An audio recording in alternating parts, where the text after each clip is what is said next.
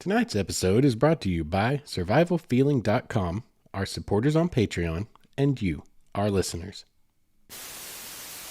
Why am I doing this?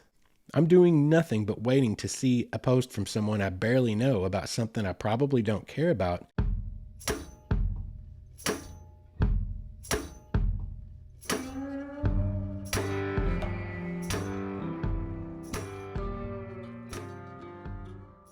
What is up, all of you Wayward souls, and welcome back to the Wayward Stories podcast. Wayward Stories is the podcast where we tell your stories of adventure in the great outdoors. My name is Justin, and I'm also known in some circles as the Wayward Son. If you guys have been on any awesome adventures here lately, make sure and drop us a line at mywaywardstory@gmail.com. We're still looking for those submissions so we can start putting together episodes with your stories of these great adventures and great explorations that you guys go on. Tonight, we are going to talk about something a little bit offbeat. It's not really going to be an experiential episode. It's not going to be a story of somewhere that I've gone. This is going to be more of a story that talks about basically how I get outside as much as I do. When I started going back to the great outdoors, now it's been a lifelong passion, but it just kind of fell by the wayside. It became not a priority for quite a long time. And then I had, as I mentioned very early on, about very traumatic experience that happened. The divorce that I went through was unwanted for my part, and it was very traumatic for multiple reasons that are too personal to get into here. But any of you who've been through something like that, you know what I'm talking about. What that left me with was a little bit too much time on my hands to have all kinds of little horrible things in my mind. And out of self-defense, really, out of self-preservation, I had to find something to do with a lot of that free time. And as any of you know who've been through a divorce, it is financially untenable. It will absolutely wreck your finances. So I didn't have a lot of money to throw around either back then. I still don't, for God's sakes, but it was way worse back then. What is the cheapest thing you can do in the world? You can go out and take a hike. You know, it's going to cost you a little bit of gas money. You can go out and take photographs if you happen to have a camera. If you have a fishing pole, you can go fishing. There are a lot of little things that you can do for next to nothing, almost free. And so those are the things I did. And initially, it wasn't because the great outdoors had called me back to it. It was literally for my mental and spiritual health and well-being. Too much time on your hands can be a bad thing. A day sitting at home by yourself and you don't have to be at work and there's nowhere to go, that can be a really, really bad day to have. So I found something to keep me busy. But as I went out and started doing these things, then I heard the call again. Then it was reignited in my soul. And on more of a level than just a passing interest level, on more of a, oh yeah, I do like to be in nature, but more of like it spoke to me. It fed me deep inside. And I mean, ultimately, I think the results kind of speak for themselves. There was something more in it for me. It means more for me because here we sat making this podcast and going back into the YouTube videos. It gave me a reason to keep going, guys, to be really honest. My desire to find a way to share myself with the rest of the world, with every one of you, and share what I loved and the way I saw the world through my eyes. I can't tell you why. I can't tell you what drove that. I can't tell you why I found that important to the healing process for me, but I recognized that it was. I simply followed what I felt inside, and it was, I want to go out. I mean, see, I like to learn. I love to experience. I'm a very experiential person. I love to see new things, experience new things. I don't know why. It feeds me. It feeds my soul. And I think a lot of you probably kind of understand that. It's hard to put words on, hard to define, because it really doesn't do anything to further you in life and the metric that we all measure success in life on. You know, it doesn't put more money in the old bank account. It doesn't gain and garner you prestige or success in your career. It doesn't make you look cool to all your buddies. It just is there and it just means something. And that's the only reason to go do it, is because you find a great deal of value in it. Hard to define, but it was there. And I simply listened to it. I simply heeded the call and said, okay, well, it's going to serve two purposes. It's going to help me self-preserve because it's going to keep me from getting too depressed sitting around on my weekends when I don't have my daughter. And also, it kind of gave me a reason to keep going. It gave me something to look forward to. This podcast was in my mind for a long, long time, and it manifested first as a YouTube channel. But when I finally got it together, here we are making the podcast. It gave me something to look forward to. I've been looking forward to this moment, talking to you here tonight for a long, long time, better part of 3 years. And I am very grateful and humbled that I am here now, getting to have these conversations with you. But the whole purpose of tonight's episode is to talk about the system that I have in place in order to get me outside more often. Something that a lot of you guys might not understand about me is I have a full-time job. Like if you go and you just look at my Instagram, if you look at my Facebook, somebody said to me recently, it was like, man, on paper, your life is fabulous. And I'm like, my life sucks for the most part. Like all you see is what I put on social media to promote this, to promote the podcast, to promote my YouTube channel, to promote the thing I love most in life. You don't see all the ugly moments. I have the same moments as you guys. I work 50 hours a week, 60 hours a week, 70 hours a week, depending on the week. I have a child that gets literally half of all my free time and more if I can give it to her. She's always the first priority. Whatever time is left is where I work in my adventures in the great outdoors. Guys, I have bills to pay. I live here in this apartment alone. Like, it's just me in the world. Guess what? I'm the person that has to go to the grocery store every time. I'm the person that has to cook dinner. I'm the person that has to do laundry. A lot of y'all are living the same life. It's time consuming. You never have time for anything. My whole point in telling you all of that is I do get out quite a bit. Not as much as I'd like, but quite a bit, and a lot more than a lot of people do. I have the same reasons to not go out that you do.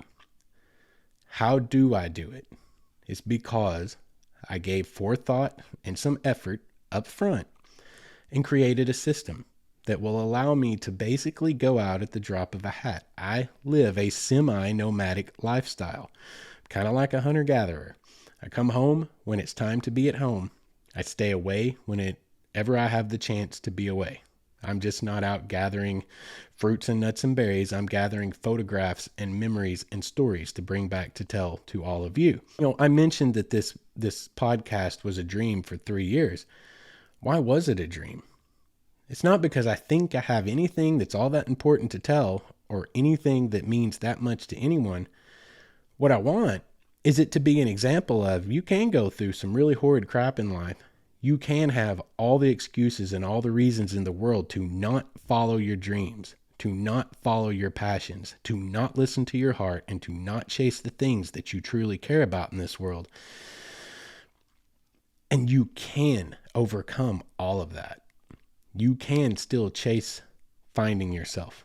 So the whole goal was to basically put out there and show there is a life beyond bad stuff, and it can be a really good one. Life is what you make of it, even in spite all of the obstacles, because it's not like all that bad stuff happened and I needed a break and won the lottery. No, all that bad stuff happened, and then more bad stuff happened, and then bad stuff keeps happening, because apparently that's just life for a lot of us, right? That's just life. It's always a constant stream of obstacles to overcome. You have to choose to overcome them. And it takes work and effort.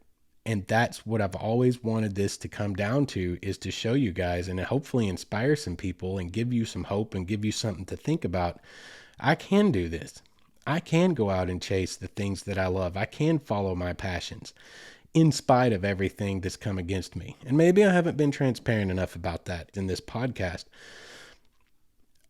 I have to overcome a lot to put out all the content that I put out. And why do I put it all out? It's because I really, really love creating. It's because creating, though it doesn't make me a dime, it feeds my soul. So I'm feeding myself. And that is because I believe and hope that it will make a difference for someone else out there. That you'll hear it, you'll see it, and then you'll want to go do it. So, I mean, I guess that's enough about that. I probably droned on for far too long about that. But, you know, it is personal. It does make me maybe relatable. Maybe you kind of understand me a little more, your host, and what you're listening to when you hear me. But the whole point is to talk about this episode tonight, which is explore more. How can you get out and explore more? And that's what I'm going to tell you, is how you can. I know it's not one size fits all. I can't tell you how it will work best for you, because you may have a significant other, you may have children, you may have dogs, you may have a cat. I don't know. But there are tips and tricks, and there's a basic, I mean, it's almost modular. There's like a basic premise to it. And once you've met the requirements of that basic premise, you adapt it to your needs and understand it as a concept that is workable for you. And suddenly you can have more time outside. You just have to work for it. So we're going to talk about that. What this really comes down to is basically my system. And the system I put in place for me, it came out of necessity. Like I said, it started out being about my well-being, about self-preservation, about giving me something to do so that depression didn't overtake me. So I had to fight through the excuse of I don't have time, I don't have enough money. I needed something, guys. I found something, and I fought through those obstacles. That's why I'm sharing it with you, so you can see how you can overcome your obstacles and you can get the quality time you need with yourself, with the great outdoors, doing whatever it is that you love to do out there. So my system, we need to just get to that. My system in a nutshell. My system lives in a footlocker, like a plastic ABS molded Plano footlocker that I bought from probably Walmart or Target or maybe Academy. Not a very big one. It fits right in the back of my Xterra, my SUV, which is a midsize SUV, not even a big one. Granted, like I said, this isn't a one-size-fits-all system. I'm a simple dude. I'm a single dude. All I need for me to have a comfortable night out almost anywhere, most of the year, not all of the year, but the vast majority of the year, is my hammock, a rain fly, a small tripod stool. I don't even need a backed chair. Those are big and they're heavy and they don't work for backpacking or overnight float trips. Some way to start a fire, some way to stay warm, a sleeping bag, a sleeping system, and essentially the things I love to do out there. What are my hobbies? I like to fish. I like to hike. I like to do photography. I like to do my YouTube channel. Those are the main things that I do when I'm out. Those are the main things you're going to see if you go and watch any of my YouTube videos over at youtube.com/Wayward Stories. And you should do that. There's some pretty decent videos over there, if I do say so myself. So my system's built around the basic necessities of life and to my comfort level. I don't need a lot to be comfortable. I'm a nomadic person. I've slept in about every kind of way, shape, or form that you can imagine sleeping in my life. I'm just a nomadic person. It's just kind of who I am. So in my system, in my little trunk, if you went and you looked in my vehicle right now, you crack that trunk open, there's my sleeping bag. There is a tiny travel pillow. There is a way to make fire, which there's a way to make fire because of my search and rescue predilections. There's a way to make fire in every bag I have. And my 24-hour bag does live in my ride for search and rescue. And my day pack also has those things. My day pack's also an integral part of the system. But within that trunk is a way to make fire, a way to make camp and stay dry, and a way to be somewhat comfortable. I do have a chair that's comfortable enough for me. It has my little fishing pole. I have a breakdown ultralight spinning reel and rod. Then I'll break it down, just a few lures, because I love the smallmouth fish, and that's the majority of the fishing I do. So it's a very small, tight, compact outfit. I have the things I need to just go at the drop of a hat. All I literally have to do is come home from work, take a quick shower, and get all the crud off of me from a day at work, grab a handful of clothes, whatever I need, and go out. Within my system, I do have a back rack that hangs across that I can hang clothes on. And there are a few clothes that always live on it, which are my search and rescue clothes. In case we have a call out and I'm just coming in from work or I'm out on the road or whatever, and I can come back to it. I don't have to come home to change. Because that is there, I have clothes that are always just for if I get soaked in a natural event out there in the wild somewhere, in case I get soaked. Like I think I told my story about, or I know I told my story about getting wrecked by a sneaker wave at Natural Bridge. That's when I learned the lesson of how hard would it truly be for me to keep a full change of clothes. New pair of skivvies, fresh pair of socks, a shirt, and some kind of breeches, as we like to say here in the South. Something to put on that's completely dry. That's not big. It's not heavy. One change of clothes for me. I have that. I have an extra pair of shoes. Just an old pair of shoes, guys. Just an old pair of shoes in case your shoes get soaked, your hiking boots get soaked. Trust me, it's miserable making a 3 or 4 hour drive home with soaking wet feet. literally everything I need lives in a small footlocker that actually fits without crap everywhere in the back of my tiny mid-sized SUV Xterra. What else will I keep in there? I always have swimming trunks. I always have my water shoes. They are always on me because when I fish, I typically wade fish anyway. So I'll always have my water shoes. I'll always have a pair of swimming trunks. Those things all live in the system. Basically, what you do is you look at your basic needs, what you care about, what you want to do while you're out there, and you make it as simple as possible. You break it down to the very minimum you need to accomplish it and have a good time, the very minimum you need to be comfortable and not wreck your whole trip because you're having a miserable night somewhere. You break it down to the very minimum. And if you're into the outdoors, you probably are a gearhead. A lot of the gear that I have now was gear I had before everything went down, all the ugly stuff happened, because I did do overnight kayak trips. I did do overnight hikes. I travel light, like I said, hammock, small tripod stool, those kinds of things. I already had them. And if you're into the great outdoors, you're a gearhead like me. And you might find you a good excuse to buy a new little piece of kit here and there. And, just whenever you have a few extra dollars, I've been needing to try one of those little tripod stools that I heard Justin mention on Wayward Stories. You see what I'm saying? You build your system from the jump to meet your basic needs. And all it takes is some forethought. Set down. What do I need to go out on a trip?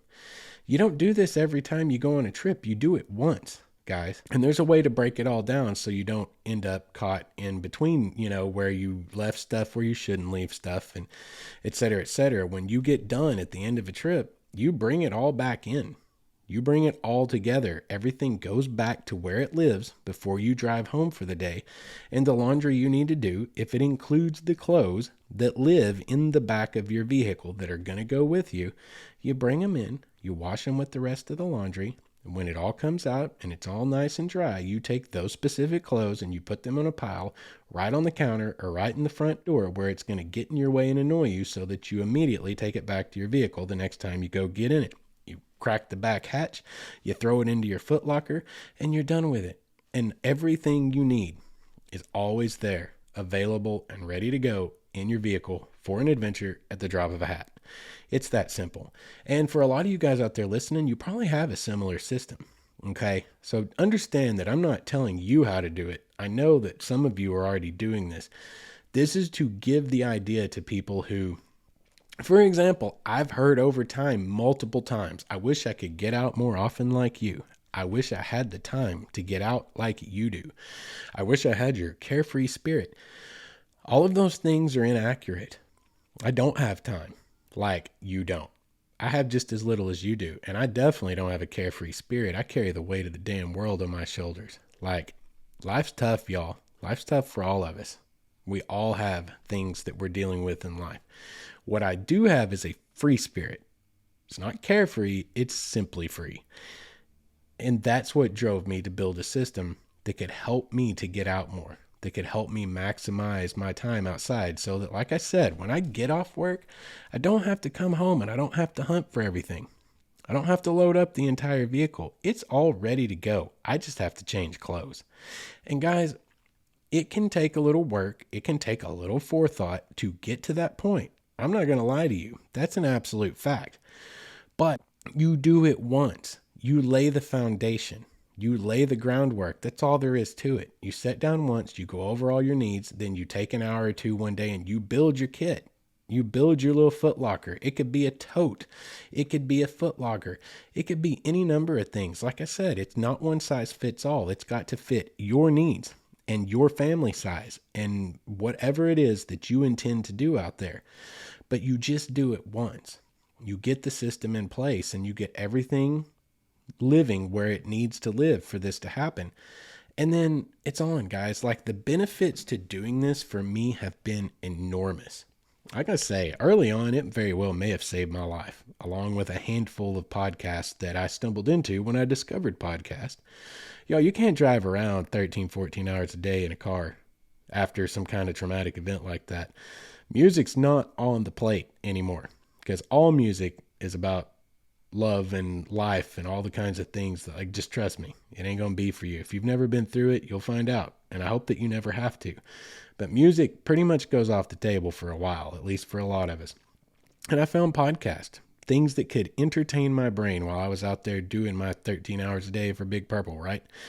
And that was kind of the beginning of Wayward Stories. That's where the idea came from originally. But when I would get done with my day, I could literally come straight home and I could go.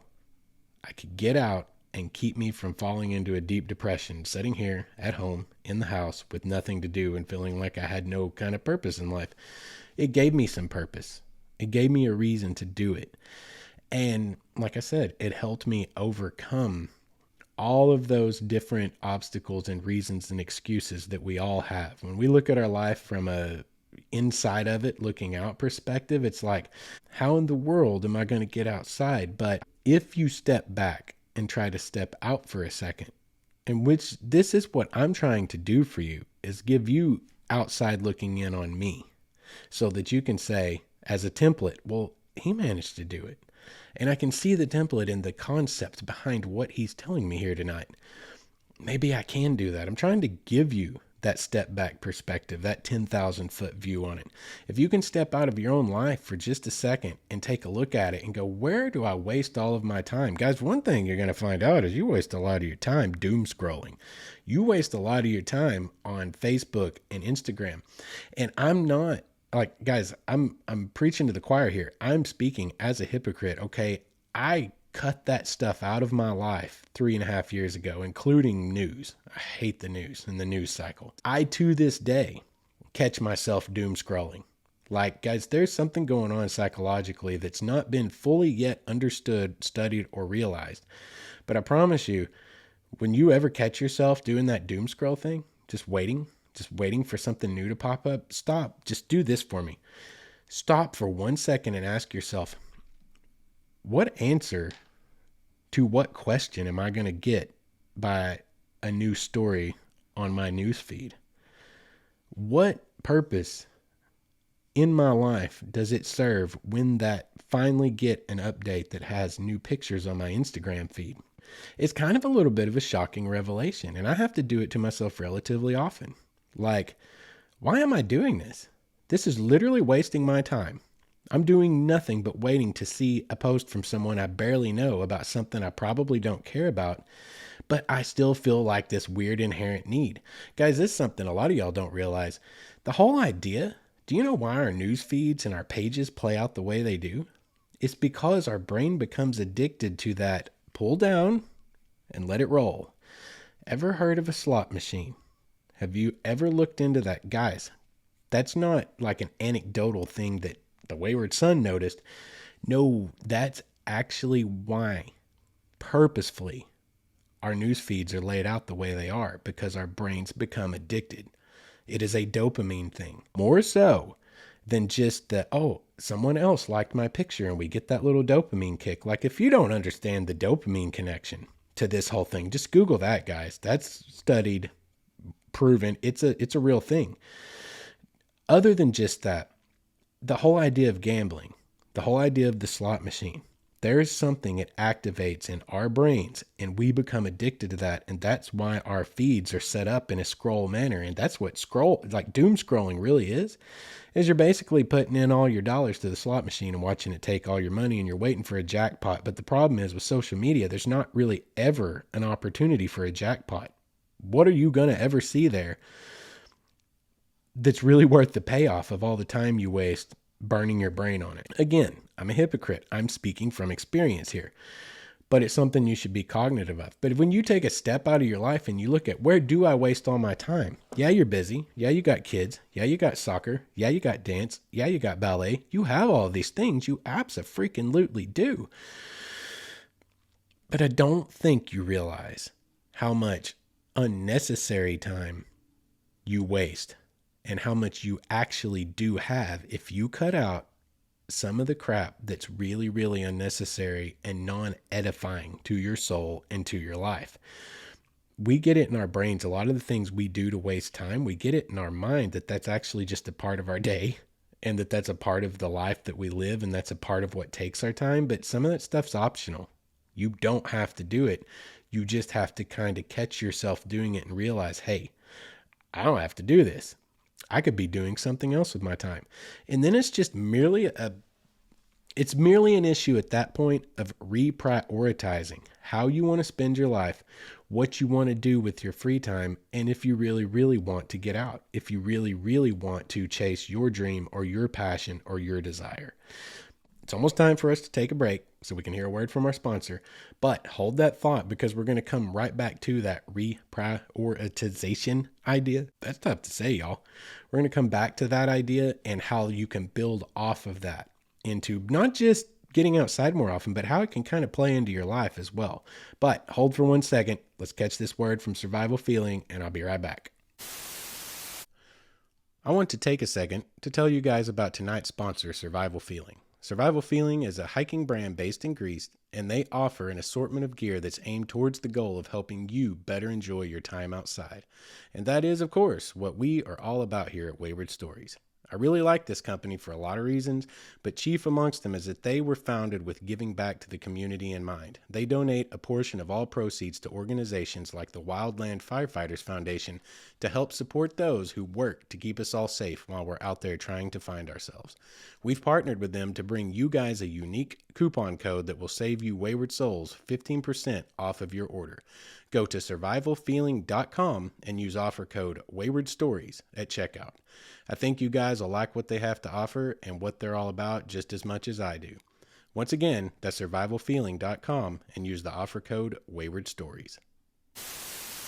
And welcome back, guys. Thank you for listening to that word from our sponsors. They are very important. They help us keep the lights on around here, and it's all a part of the greater goal of continuing to produce this podcast. So we left off talking about reprioritizing your life. For me, I'm not sure which came first. I don't know if it was the chicken or the egg, but around this time, I'd just gone through a gnarly divorce and was going through it. I just had to move. I was just going through all this. And one of the things that became really important to me was literally reprioritizing my life. Truly, guys, now I talk about how traumatic that was, and you've heard me talk about how dark it was. But what I probably haven't talked about a lot is how much better my life is since then. Like literally, sometimes, guys, you can be the victim of something and actually come out on the other side in far better shape for it. Sometimes the very thing that you don't want to happen is the very thing you need to happen. That's what happened for me. And it gave me a clean slate in more ways than I'm actually even willing to talk about here in a public forum. It goes far deeper than just like a reset of life. It came with a reset of spirituality, a reset of worldview. It came with something I desperately needed. And along with it, kind of comes the physical world. Like there's all this stuff that's not physical world, right? There's spirituality. There's all these things mentally, emotionally. But in your physical world, you're getting rocked there as well, right? Everything needs to change. You're trying to split up crap. You're trying to decide what goes where and who gets what, and lots of things that you don't want to keep around anymore because they are simply reminders of a time that you don't want to think about. So I sort of got a complete and total reset opportunity and a clean slate. And I began reprioritizing my life, not just to get outside more, but just about what kind of life I was living, what I was doing with myself, what my bigger goals in life were, what I truly cared about and what I wanted to accomplish. Because this happened when I was 38, roundabout 37 or 38. I forget what part of the year that was in. Supposing I was 38. So I'm pushing 40. I'm pushing midlife area, and it didn't bring on a full midlife crisis, but it fully brings on the thought of what have I done so far? And for me, it was basically nothing. And what do I want to do before it's all over with? You know, if I'm lucky, maybe I'll get 30 or 40 more. Maybe I'm halfway home and I get 30 or 40 decent good ones left. And I know they'll start to taper towards the end. Not fun to think about, but it's a reality. And so I thought about that reality and I said, in this last 20, 30, 40 good years that I hopefully, God willing, have, what do I want to accomplish before it's over? I actually asked myself the question, when I come to my dying day, What will I look back on and regret that I did do or that I didn't do? And I tried to decide how to live my life moving forward from that mindset. What will I regret when I die that I did or did not do? What will I regret? And I'm trying to do everything I can to not have that regret. Trying to be a better person in the world, trying to make a difference in society in any way that I can find to do that, giving back in the physical realm, but also hopefully mentally, emotionally being there for people, trying to be a good friend, trying to be a good person in any relationship you have, whether it be work or social or anything. Like that became one of my goals. But the other goal was, what have I not done in this life I really want to do? What have I missed out on? What have I not seen? What drives me? I've not chased my passion in a long, long time, which is creativity, which is the great outdoors. And here we sat tonight with a podcast, with a YouTube channel, and me trying, I'm not saying I'm there, not by any means, don't take me wrong, but me trying to get there. And to do that, there becomes a reprioritization of the physical things as well. Like I was kind of person that was like jack of all trades, master of none. But I did that with so many things, so many hobbies. Like I was into so many things, y'all. God, I've played golf. I've done, you name it, I do it. I have a very broad array of interest. With this reset of life, something that came with it was there's a lot of stuff that's not serving me. And that's a mindset that in the emotional health and the mental health world, that is very, very important in the spiritual health world. Whatever's not serving me, maybe it's time to let go of it. And it makes you look at those things and say, is this not serving me anymore? Is it time to let this go? And that happened for me from stuff as simple as hobbies, like golf. I let golf go, got rid of everything. And that does what? Simplifies. Less things to own, less things to keep up with, less things to maintain, less things that you feel like I need to use this because I own it. I really should go play golf, but I don't have time to, and I'm never going to. And then you have this weird level of some strange kind of need to do in your mind, just one more thing to put on your plate. A simplification of life and getting rid of stuff that you're only really partially interested in or had a passing interest in at one time, letting it go, selling it off, giving it away, literally taking things down to what you truly care about. Like, guys, we're talking about what? Efficiency here. We're talking about time. We're talking about the most precious commodity that exists in my experience and my opinion. You know, everyone says land is the most precious commodity. No, time is. By far, time is. We're talking about maximizing your time. So anything you can do to declutter your brain, declutter your physical space, declutter your emotional, your mental, your spiritual space, anything you can do to clean that up and make your life simpler is something that's going to give you more time to enjoy the things you truly care about. So you reprioritize and you take stock and you look at what you care about. I got rid of a lot of stuff, guys. My life changed dramatically. It got much simpler and I became far more focused. Can't say laser focused because I have squirrel brain a lot of times, but I became far more focused on how to go, how to get out, how to chase what's really driving me right now at this point in my life, which is to go out and experience it all and then bring it home and share it with whoever wants to listen to it. That meant a lot of stuff got to go away and I got to really liquidate a lot of things and put a lot more time and effort and stock into the things that really matter. And for me, it's mostly photography. It's mostly the YouTube channel. It's mostly this podcast. To go along with it, the things I love out there are the hiking, which the photography goes with. Out fishing. I've always loved fishing.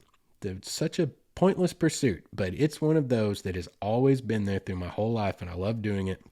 It gives me one more thing I can do while I'm out there, and I can do it in a very small, compact, very light, very efficient manner. And I love to, I'm starting to think I may have to buy a bicycle soon, but see, your system can evolve as well. I've been 3.5 years sticking with hiking, fishing, photography. All I've really got to have is my fishing gear, my camera and my tripod, and my phone and my little lavalier mic that I bought so that I can get some decent audio out there on the trail.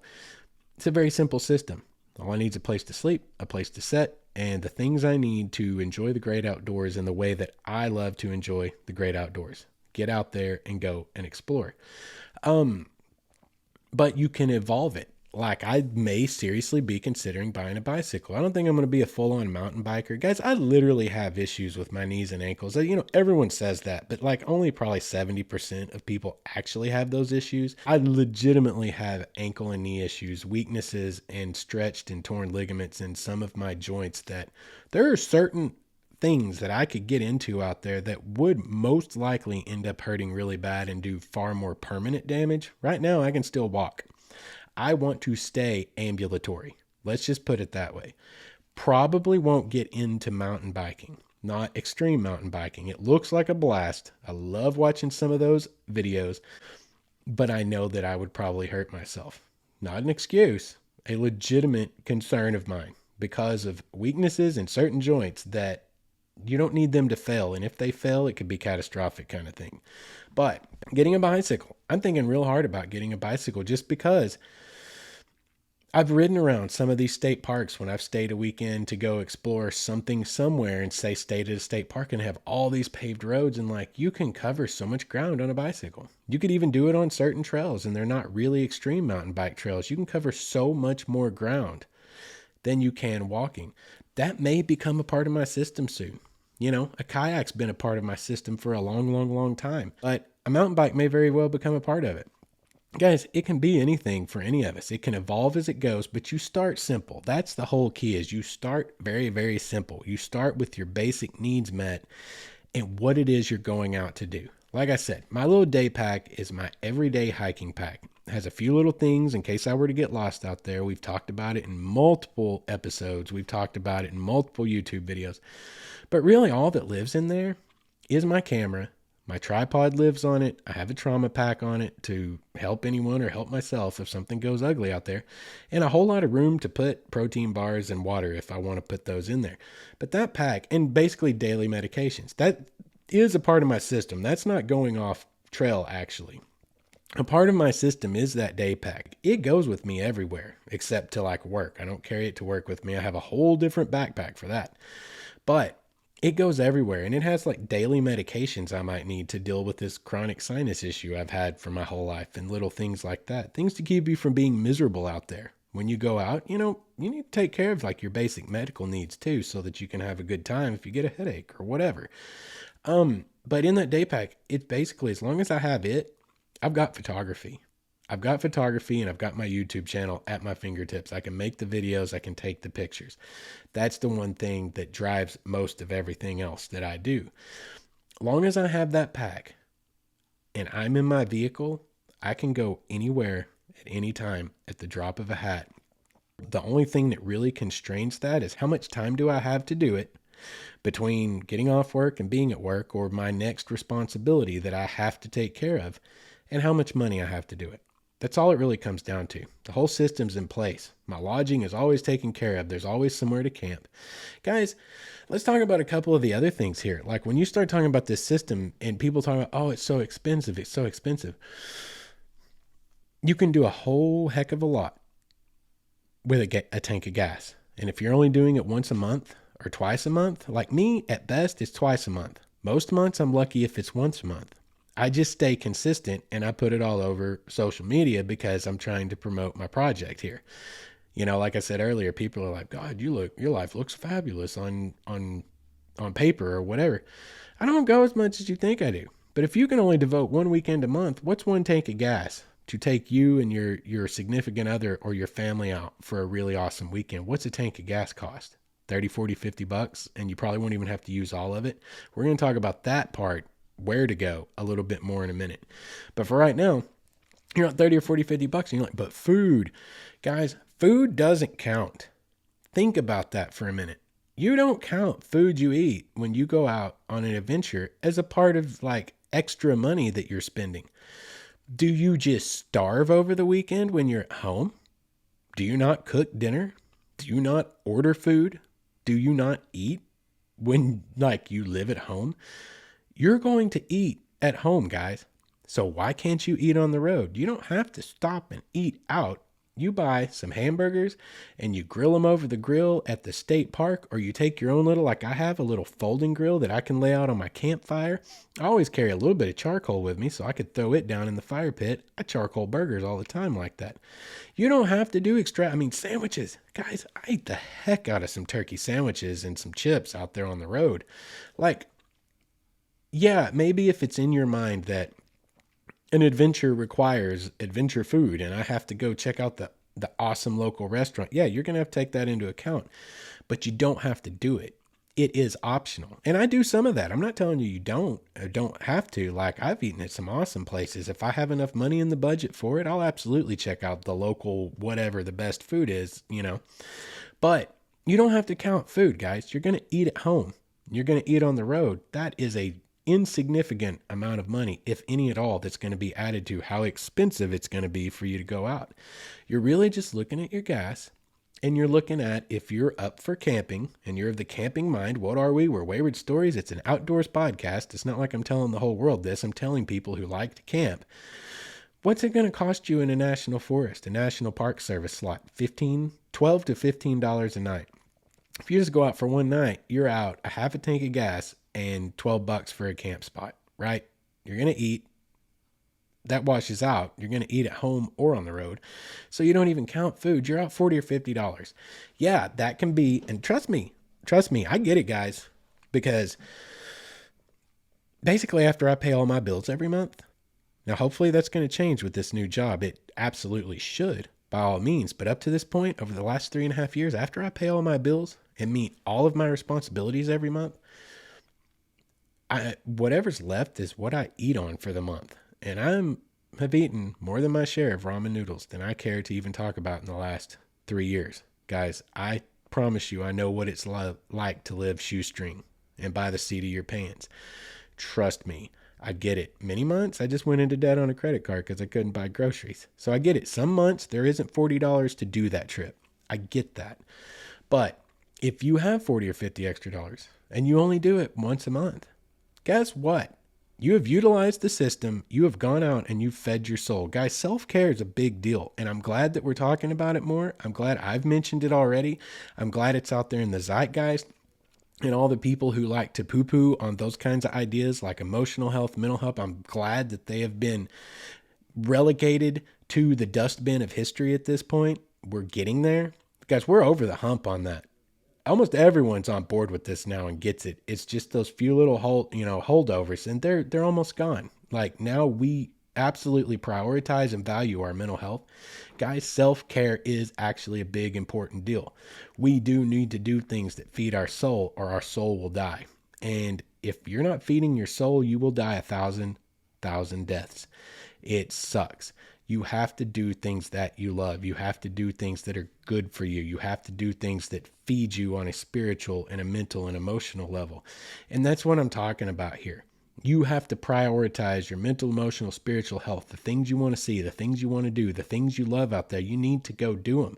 You can't do them every single day. Most of us will never get that lucky, but you can do it enough. You can get it back to a part of your regular diet. And that is all I'm trying to tell you tonight. That is what I'm trying to impress upon you and urge you to do, is take your health into consideration and say, I need to take care of myself. We need to reconnect to nature. We need to reconnect to the world. If you have excuses for reasons you can't get out more, if you will step back and think about it, I promise you, you will find ways. You will find ways. You will find time. It simply is a matter of prioritizing it. You have to prioritize it. Then you can build a system that suits your needs. And then you can get out there and chase your adventure, whether it's photography or mountain biking or climbing or spelunking or whatever else it is in the world you love to do. You just have to prioritize it as a part of your life. And using a system, much like I do, where all my needs are ready to go and waiting in the car at any given moment, gives you the chance. You might get a free weekend that you didn't expect. You know what? You might be like, a lot of times what will happen for me is I'm supposed to have my daughter for this weekend. And then my ex-wife will call me and say, hey, we've got so-and-so's birthday party. Can we trade weekends? And then suddenly I have nothing to do. But guess what? I've always got something to do. I've always got something to do because on short notice, she could tell me that on Thursday night and I could turn around Friday after work and be on my way. It's that simple.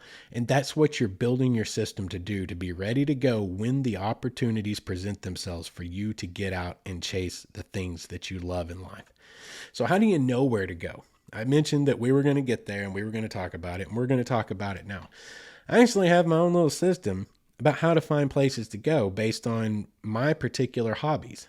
And this is, something that you'll have to transfer into your own life because our hobbies are most likely going to be different. We may have some similarities between us, but most likely they're going to be relatively different. So, I have a very broad ranging set of interest. Guys, I've mentioned so many times I'm a history nerd. I mentioned in 2 episodes ago that I love old trains. This kind of goes along with history, and I grew up in a railroad town, a junction point on a major railway. Have that kind of love of the nostalgia of trains. I love finding abandoned stuff. Guys, right there, history, trains, and abandoned. Those 3 things come together in multiple places across this country. Old abandoned rail trestles, tunnels. There's so many cool things. Rail trails, if you love to hike, a lot of old right-of-ways for railroads that have now defunct have been turned into really great hiking trails. And they're the best kind for people that, especially if you say have some disabilities or you're not as physically capable. Trains, they never are going to run on more than really a 2% grade because they're pulling so much weight. So all these old rail beds, when they become hiking trails, you may have a bunch of elevation gain, but it's going to happen over like 10 miles. It ain't going to happen like Center Point Trail does or whatever.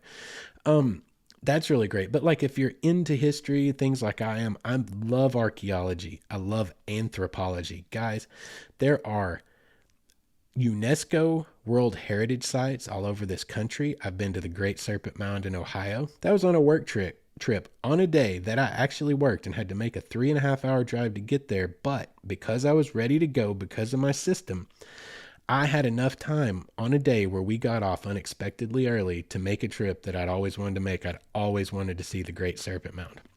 And I was real close to it for work within 3 hours, and I made it happen that day because the system was in place.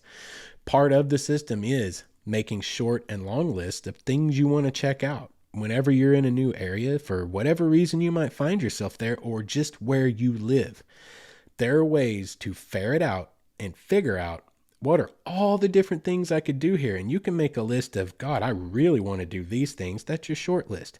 And then you can make a much longer list that you will work your way into eventually. That is, I'm less interested in these things, but I would like to check that out.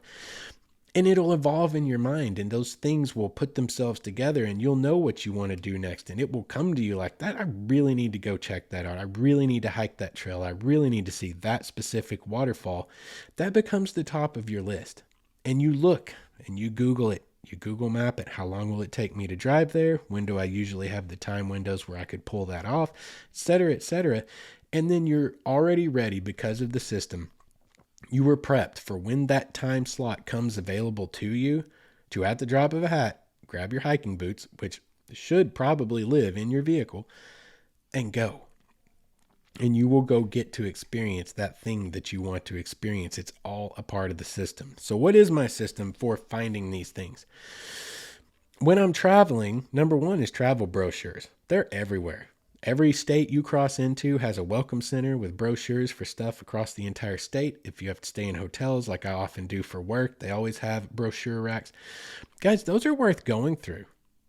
I mean, your first screener is you just grab the whole lot of them that look interesting of you and leave the ones that don't look interesting at all behind you. When you take them up to your room or whatever, and then I'll do that to unwind some nights. I'll go through there and I'll figure out how far are all these things from me, and then you throw out a bunch of them because they're more than 2 hours away or whatever. That's just probably not going to happen. And you end up with your own short and long list right there of things that are very close, very possible, and probably usually in ranked by interest. I really want to check that out, and it's within the right time frame, driving distance, and it's within my budget because it's like a $12 admission, or it's a this, or it's a that, or it's a free hiking trail, whatever. And that's like one of the very first things you can do is the travel brochures that are for touristy type of people. But within that, guys, you can find a ton of state parks. When I was in Indiana, y'all, I got stuck there because of COVID for almost 6 weeks, like crossing state lines and getting COVID and all the crap. I was there working. I got stuck in Indiana, and no offense, Indiana, but you have a lot of cornfields. And beyond cornfields in the center of the state, there's not a lot more. Guys, there's not a lot more. I had to drive 3 hours to get to the Great Lakes almost. I had to drive 2 hours to any of their state parks. And their state parks, they have a couple of absolutely beautiful state parks. One day, Indiana might constitute an episode all its own if I take all of the things that I found to do there in my almost 3 months total last year I spent near Kokomo and around Indianapolis. If I take them all together and bring them all into one place, we might get a whole episode out of that, because Indiana does have some really beautiful stuff. It's just kind of few and far between type of situation. But that's like a perfect object lesson. If I can find interesting things to do in Indiana, a state that is like basically nothing but flat cornfields, you can find something to do where you're at. If you're lucky enough to live somewhere like I do in West Central Arkansas or Northwest Arkansas, guys, you have things to do for the rest of your life, damn near. You just have to know how to look for it. You start with, like I said, brochures. If you're not, you're staying home. I'm not going down anywhere to get brochures for what's in Arkansas, because I live in Arkansas. What do you do in that situation? Number one is Google Maps, guys.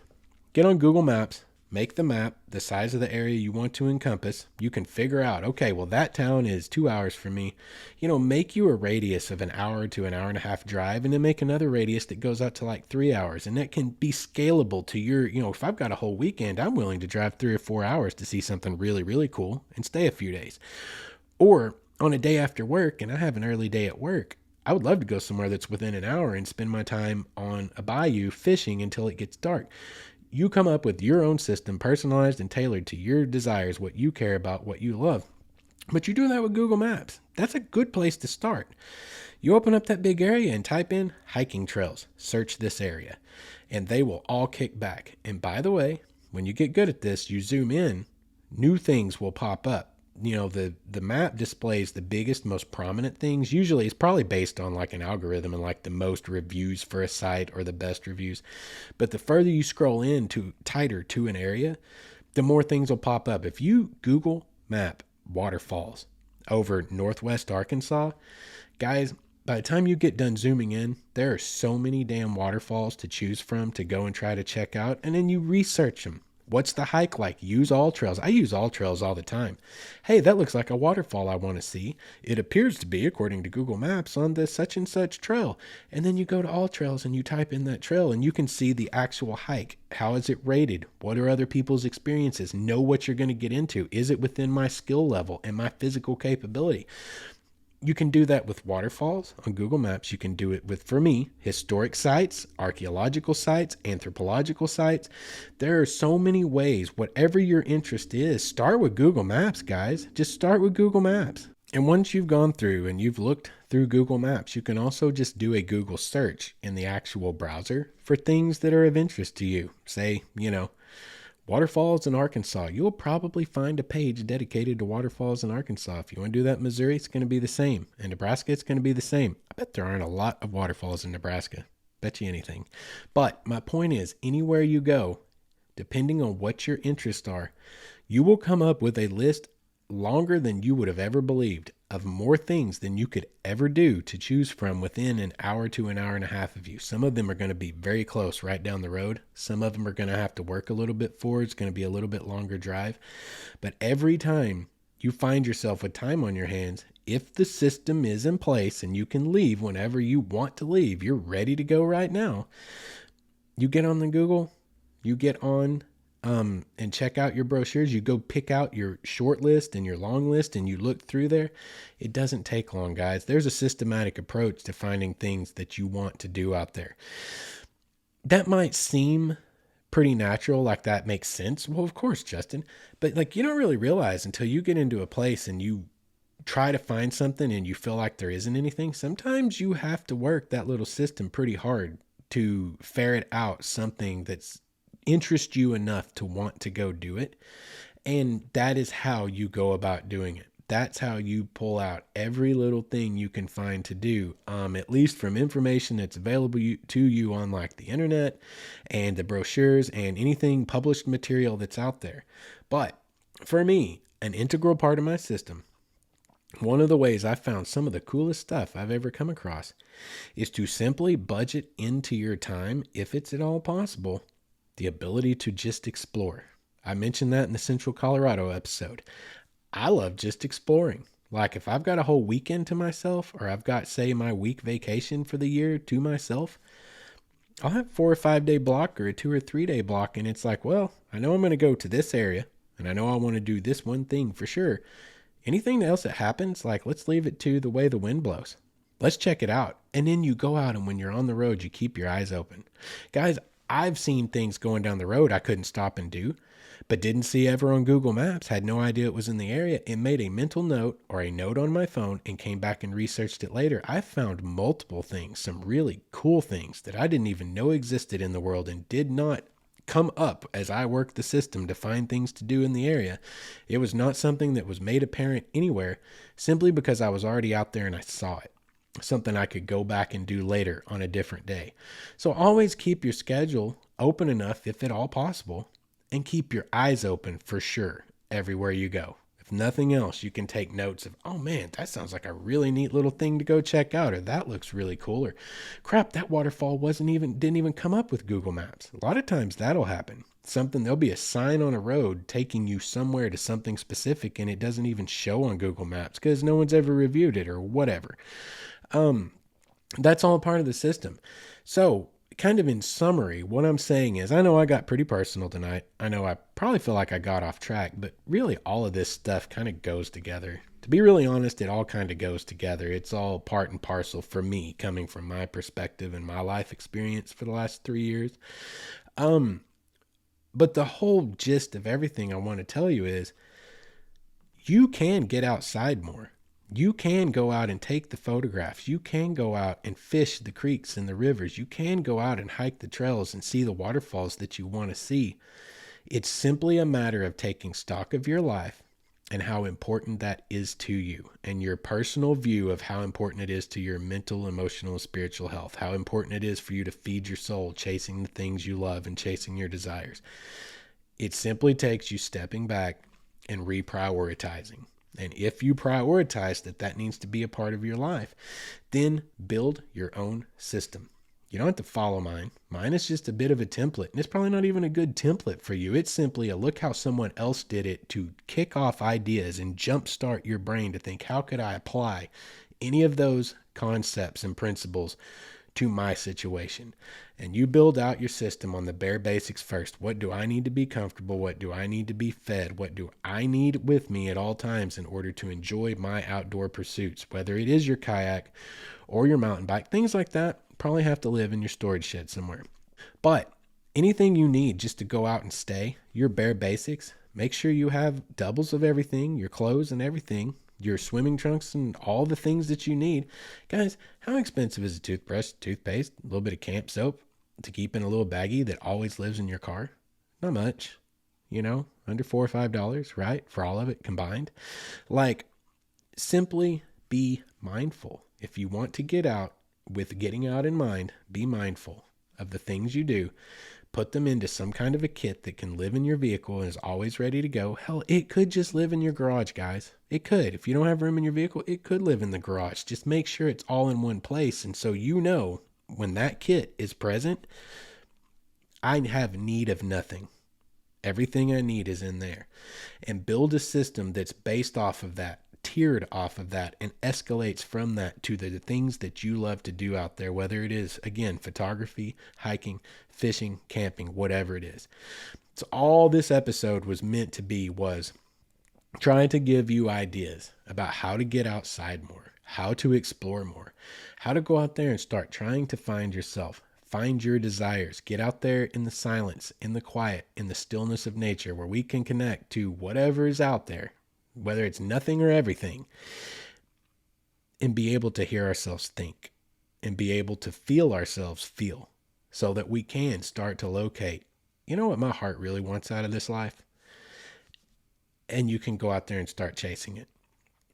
that was the entire purpose of tonight's episode. So, really, I don't believe I got that far off track. The system is just a catalyst, it's just a part of the larger whole.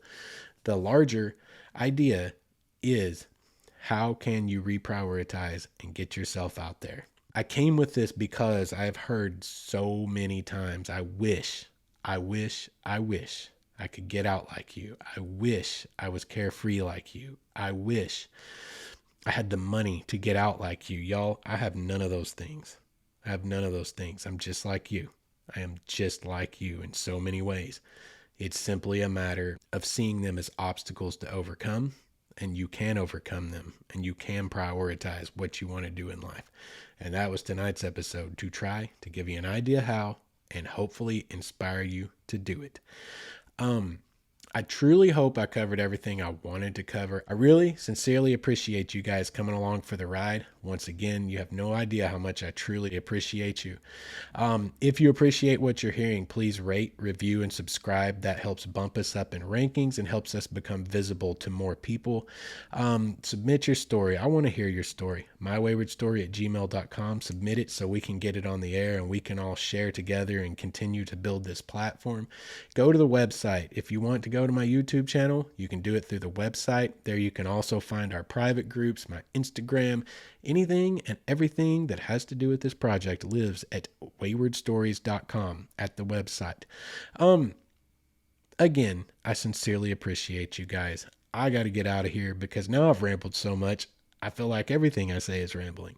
So anyway, until next week, you guys be good to each other. And I need to emphasize that. Don't let that just roll by. Be good to each other, actively good to each other, and go out there in the world and see if you can't find something that you can do and make the world just a little bit of a better place.